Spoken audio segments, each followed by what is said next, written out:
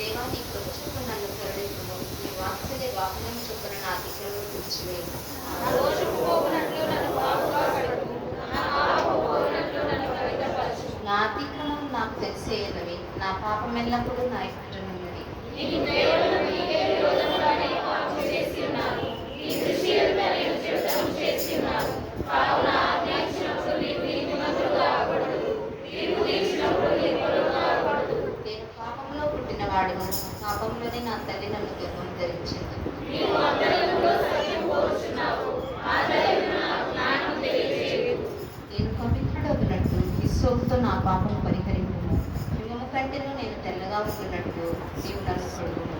సంతోషము నాకు వినిపింపుము. అప్పుడు నీవు తెలిసిన ఎముకలు రక్షించును. నా పాపములకు విముఖుడవు పొమ్ము, నా దోషములన్నిటినీ తుడిచివేయుము. దేవా, నా యందు శుద్ధ హృదయం కలుగజేయుము.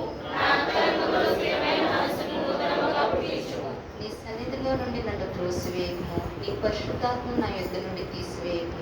నీ రక్షణానందము నాకు మరలా పుట్టించుము. సమ్మతిగల మనస్సు కలుగజేసి నన్ను దృఢపరచుము. అప్పుడు అతిక్రమము చేయవారికి నీ ద్రోవలను బోధించెదరు, పాపులను నీ తట్టు తిరుగుదురు.